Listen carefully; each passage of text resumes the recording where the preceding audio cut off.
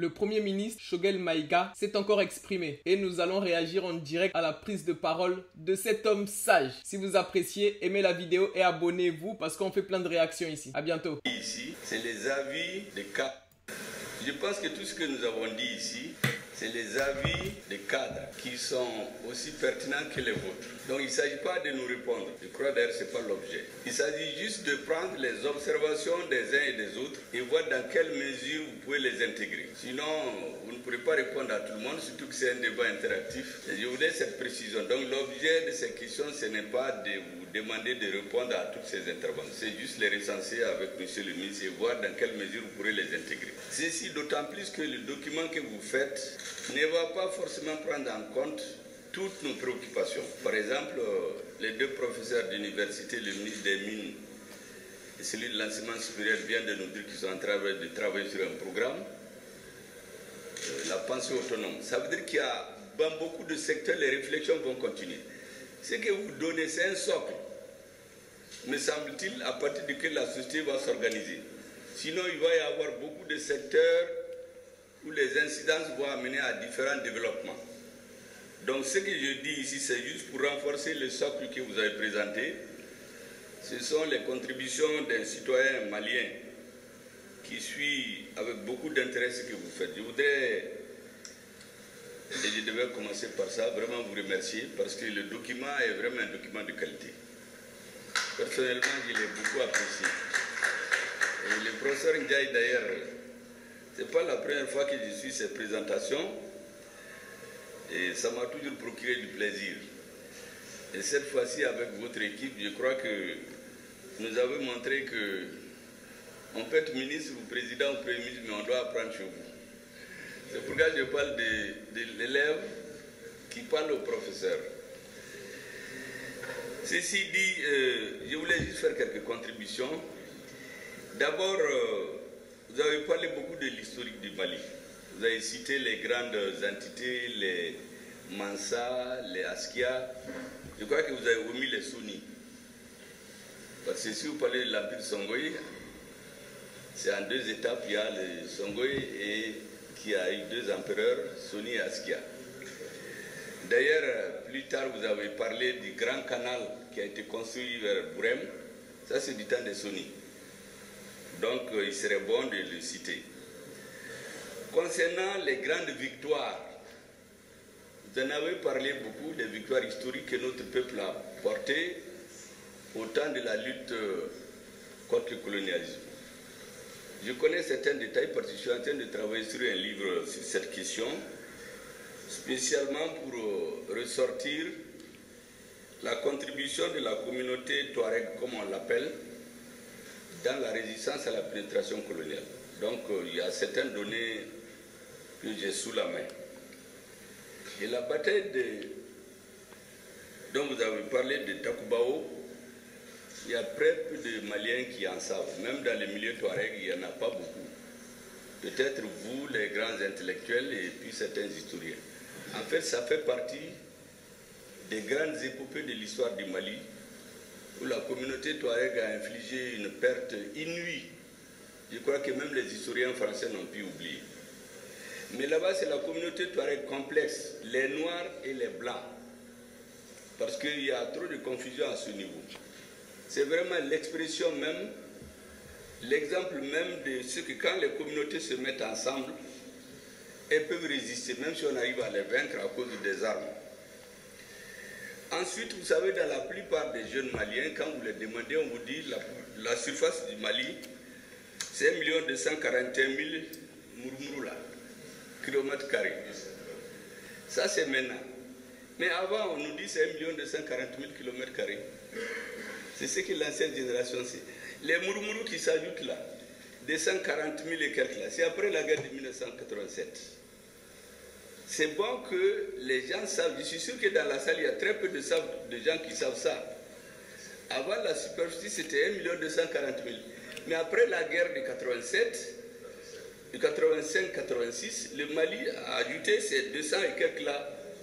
Et ça a été reconnu à La Haye. Donc, ça veut dire que les épopées de notre armée, là, en réalité, ce n'est pas maintenant. C'est seulement souvent dans les grandes nations où vous trouvez des périodes de l'histoire qu'on perd. Cette portion, c'est pourquoi quand j'ai entendu quelqu'un récemment dire aux gens, en philosophant, qu'il ne faut pas qu'on vous mette dans la tête que le Mali a gagné la guerre de 86. Bon, j'ai dit celui-là, c'est vraiment un ignare triomphant, quoi, parce qu'il ne connaissait rien de l'histoire du Mali. Et beaucoup ne savent pas, mais ils sont plus modestes. Je voulais donc souligner cet aspect. Ça, c'est vraiment un commentaire, ce n'est pas à mettre dans le document, c'est juste pour que les uns et les autres le sachent, d'où viennent ces 241 000 et quelques kilomètres carrés. L'Alliance des États du Sahel, effectivement, vous en avez parlé. Aujourd'hui, tout ce que nous disons doit intégrer la question des alliances. Vous savez, la première fois où on a discuté de cette question entre des officiels, c'est quand le premier ministre burkinabé était là, le 1er février 2013. 23. Lorsqu'on a fait un don de développement là-dessus, et plus tard, quand j'étais à Ouagadougou, on s'est penché là-dessus un peu plus largement avec ces ministres. Je leur ai dit que pour faire toute construction, il est bon qu'on s'interroge comment les anciennes ont été créées et quelles ont été leurs difficultés. Vous avez parlé effectivement des fédérations Ghana, Guinée, Mali. Moi, je l'avais dit, le Dahomey, la Haute-Volta, le Soudan, le Sénégal, de voir un peu comment ces groupes ont été constitués, quelles ont été leurs insuffisances et les difficultés qui ont amené à ce que ces alliances n'ont pas prospéré. Bien sûr, il y a le côté subjectif. Il y a les Français qui jouent en bas pour gâter, mais ils font la même chose même maintenant avec l'AES. Il y a aussi le côté subjectif. Le premier, c'est le côté objectif. Il y avait le président d'un pays voisin qui jouait, vous savez de qui je parle, mais il y a aussi le rôle des dirigeants en personne. Par exemple, celui d'un pays de l'AES, quand il a quitté la réunion, il a promis d'aller ratifier.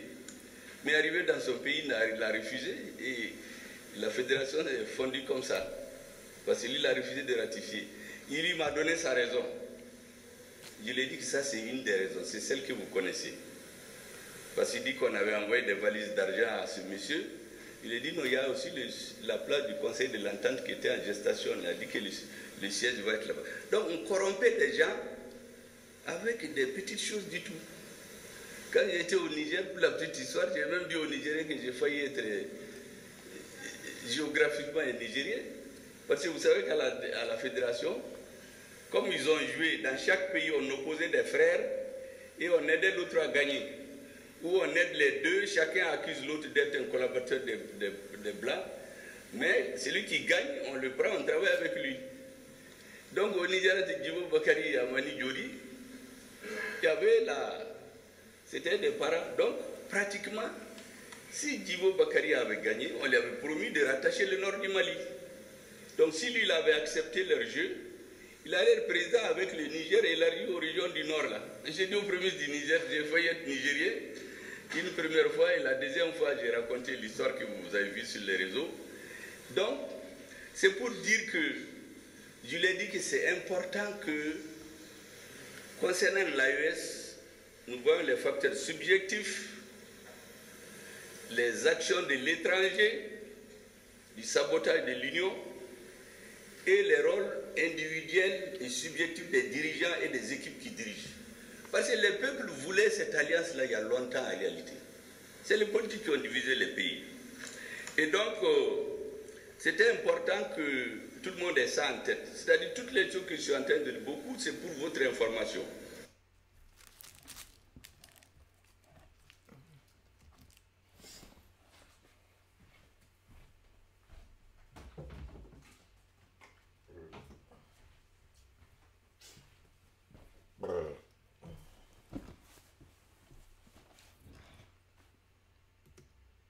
Comme on dit, les élèves Merci, vous m'avez bien informé. peuvent lire certaines choses et les dire à leurs professeurs aussi. Donc c'est un peu ce que je suis en train de faire. Maintenant, il y a le contexte et la justification dont vous avez parlé. Effectivement, tout ce qu'on dit là, ça repose sur la légitimité des institutions et la vertu des dirigeants. En Bomana, on dit Kamiba Nyemogo fait, ou bien comment on dit Nyemogo quand les premiers dirigeants donnent l'exemple, s'ils ne donnent pas l'exemple, le pays ne peut pas marcher. Tout ce qu'on dit théoriquement là, s'il n'y a pas la légitimité des institutions et la vertu des dirigeants à Titanie. Vous vous rappelez le jour quand on a fait le grand rassemblement sur le jour de la souveraineté retrouvée. Quand j'ai sorti le chiffre qui est devenu maintenant, parce qu'à force de dire la chose, tout le monde est d'accord. Quand je leur ai dit qu'on a sorti 4 millions et quelques de personnes en une journée, et que quand les services de sécurité ont vous donné plus, j'ai dit à Bambo, 4 millions ça suffit. Parce que c'est 4 millions et quelques. Ce jour-là, j'avais dit, non seulement 4 millions nous suffisent, mais les pays qui nous ont sanctionnés là, il n'y a aucun d'entre eux qui peut faire sortir 1 million de personnes. D'ailleurs, tous les présidents qu'ils appellent démocratiquement élus là, c'est avec 1 million 100, 1 million 200, personne. Ça veut dire que la légitimité du pouvoir de transition là, ce n'est pas dans les urnes où on met la corruption là, les gens sont sortis montrer là avec leurs doigts. Parce qu'en venant dans ces manifestations là, tout peut vous arriver. Donc la légitimité a été imposée par l'histoire. Vraiment, non, non, non, c'est le peuple qui a donné la légitimité, que ce soit aux autorités du Mali, du Burkina ou du Niger. Et ça, on dit bravo. Aucun président élu démocratiquement ne peut faire ça. Maintenant, il y a la vertu. Ceux qui dirigent ces gouvernements-là, ils doivent donner l'exemple. Merci, ça c'est très important. Les régimes sont légitimes. Si les dirigeants donnent l'exemple, ils peuvent imposer. Un père, quand tu veux sanctionner ton fils, le frapper la coupe, il faut que tu donnes l'exemple. Si tu es un paresseux, toi, tu es dernier de la classe. Tu ne peux pas imposer à ton fils d'être le premier. Donc c'est très important ce que vous avez dit.